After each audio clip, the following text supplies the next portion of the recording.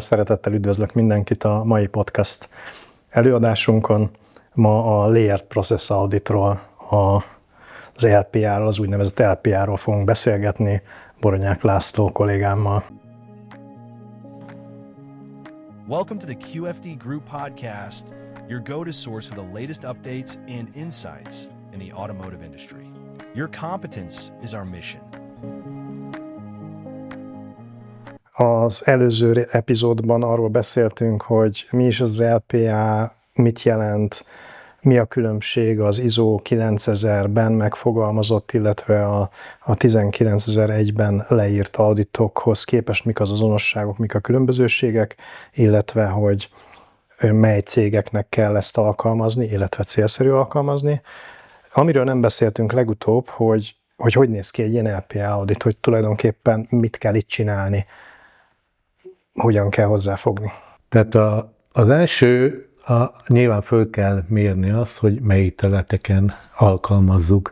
Itt azért két módszer lehet, tehát lehet egy ilyen úthenger, hogy mindenhol azonnal bevezetem. Én azt szoktam javasolni, hogy jelöljünk ki egy pilot területet, mert ugye a pilot területen azt a pár embert sokkal egyszerűbb kioktatni, betanítani erre a módszertanra, illetve ki lehet próbálni tehát a pilotba, hogy ez mennyire hatékony, mennyire értik az emberek, és miután egy pilot sikerült, tehát hogy rá tudjuk tulajdonképpen szabni a saját gyártásunkra, akkor onnantól föl kell térképezni, hogy melyikek legyenek azok a folyamatok, amiket szeretnénk ebbe bevonni. Ott viszont én azt gondolom, akkor már célszerű ez az úthengerrel, tehát mindenhol bevezetni az auditot.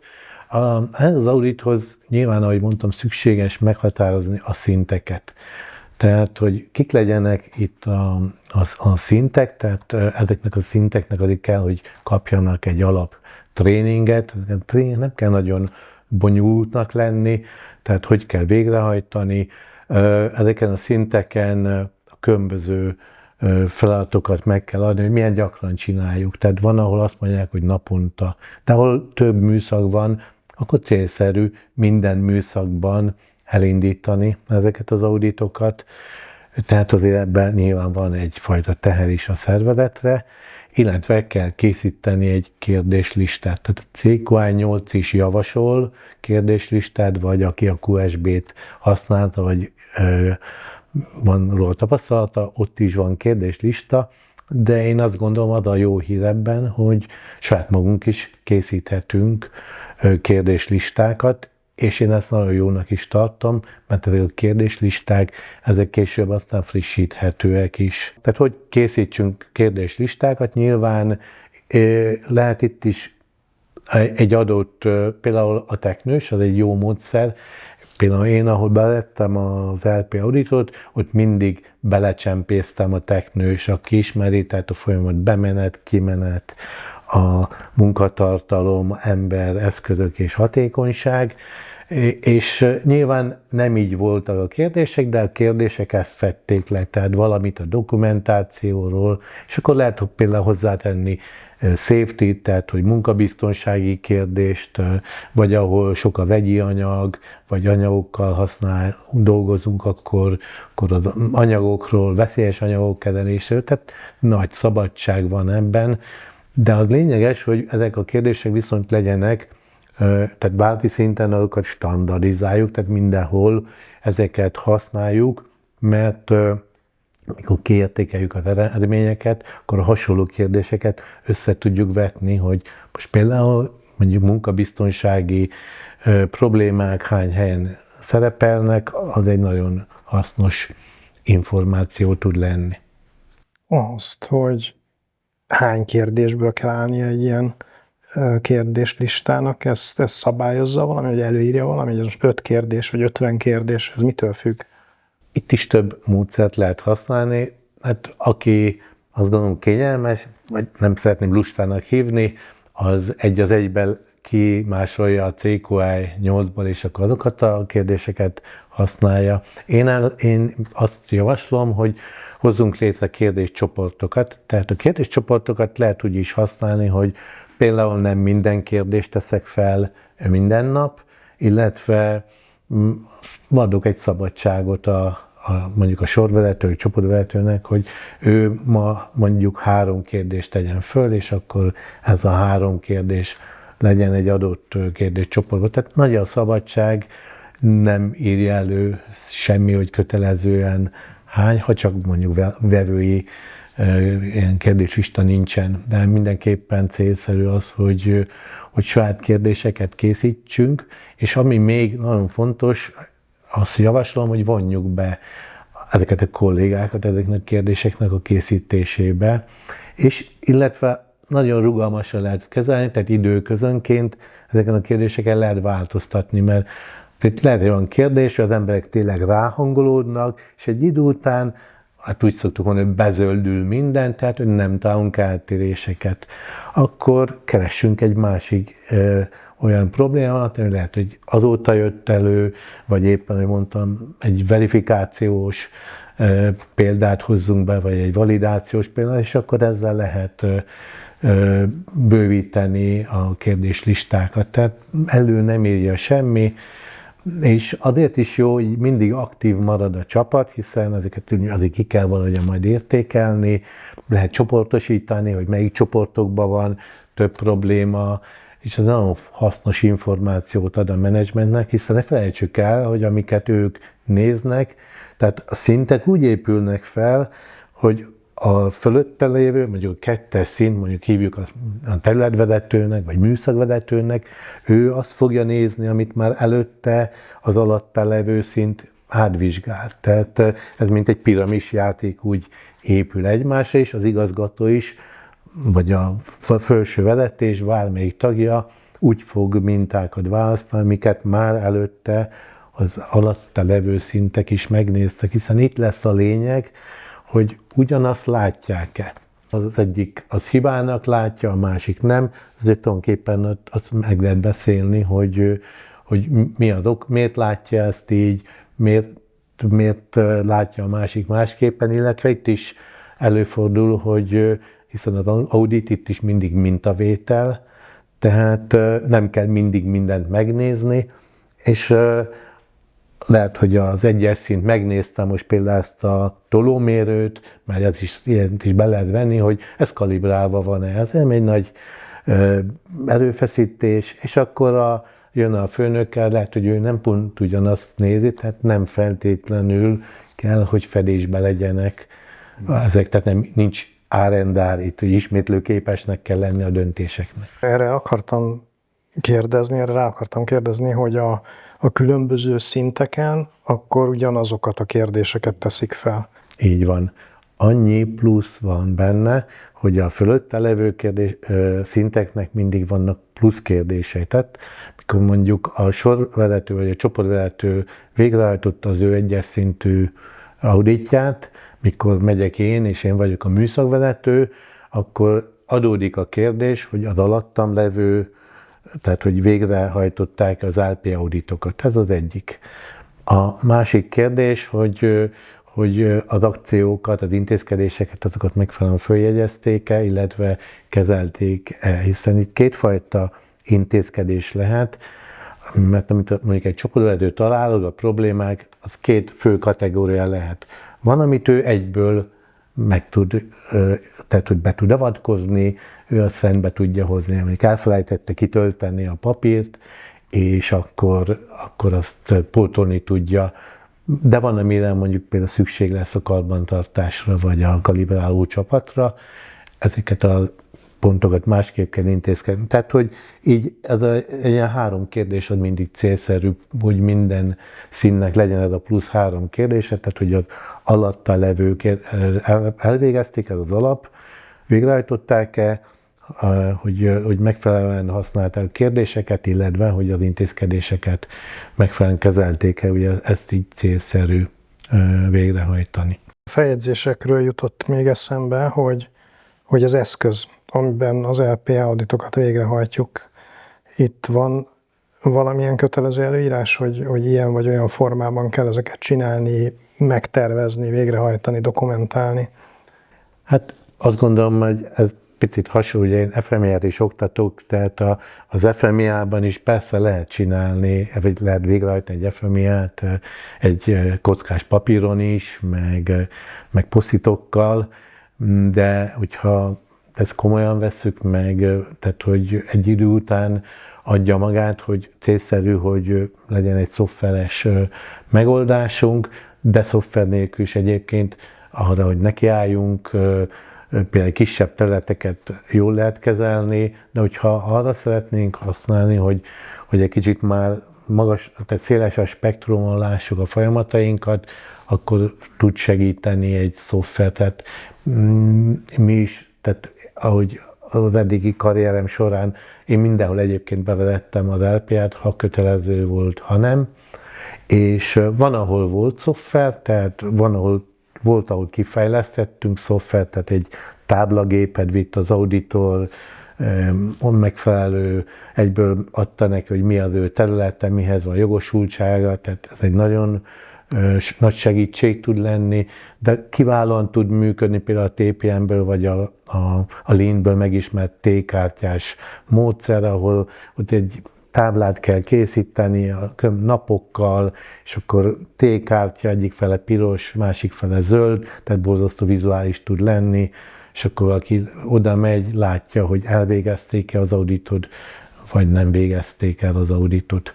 Egyébként mi szoktunk készíteni olyan, ahol ilyen kártya van, hogy legyen egy olyan kártya, hogy valami oknál fogva nem végezték el az auditot, tehát, hogy olyan nem szabad, hogy legyen, hogy kifelejtették, tehát, hogy nincs semmi, hanem valami miatt már valaki éppen lebetegedett, vagy éppen mondjuk volt egy rendes audit, egy folyamataudit, vagy egy rendszeraudit, és akkor nem biztos, hogy végrehajtják. Tehát, hogy nagyon sok mindent lehet. A lényeg az vizualizálás. És mindenki érti, hogy papíron, amit vizualizálunk, az rengeteg utómunkával jár, tehát az adatokat egyeztetni kell, és ami igazán nehéz, az az intézkedéseknek a kezelése. Tehát ahol szoftveres megoldás van, tehát volt olyan tapasztalatom, hogy ahogy az auditor leütötte az eltérés és lementette a riportot, ugye a rendszer már automatikusan küldte a felelősnek az eltérést, vagy a fejlesztési lehetőséget, és nyilván egy szoftveres megoldás az nagyon-nagyon megkönnyíti és vizualizálja, de az nem szabad, hogy akadály legyen. Mindenhol az egy jó módszer lehet, hogy induljunk el. Tehát függ, azt gondolom, hogy a szervezet nagyságától, a területtől, hogy mit szeretnénk tulajdonképpen felülvizsgálni ezzel az audittal. Nagyon jó dolog egy szoftver, de az ne legyen kifogás, hogy hát sajnos nincsen szoftverünk, tehát kiválóan lehet LPA-zni szoftver nélkül is. Jó, egy lehetséges megoldásról fogunk majd a későbbiekben beszélni. Megütötte még a fülemet az eltérések kezelése.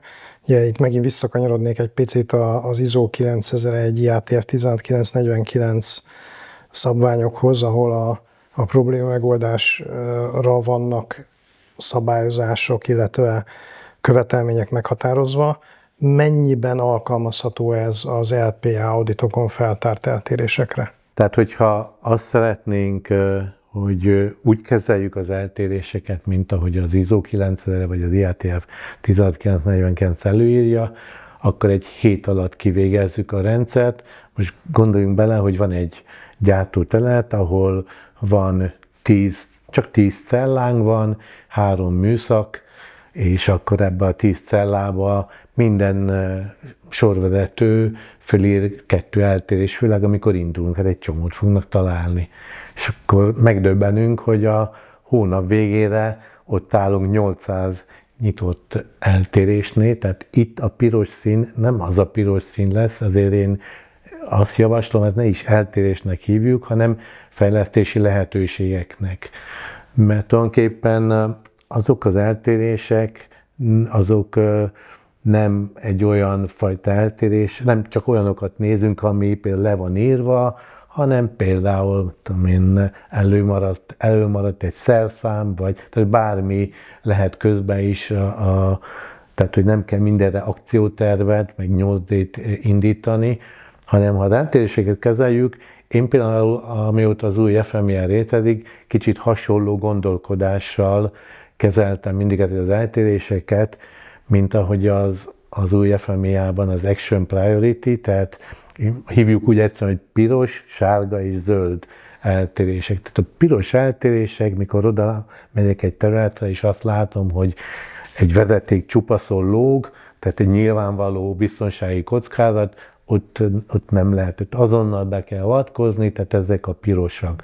Vagy látok egy olyan terméket, amiből vevői reklamáció lehet, vagy selejtés nincs beazonosítva, vagy egy lejárt kalibráció mérőeszköz, itt ez piros, itt nyilván azonnali intézkedések kellenek, amit egy-kettőt meg tud az auditor is végre tud hajtani, vagy mondjuk az auditor csapat, mert mikor jön a vezérigazgató vagy az igazgató úr, akkor nyilván nem ő fogja, de akkor is ott az azonnal megoldják.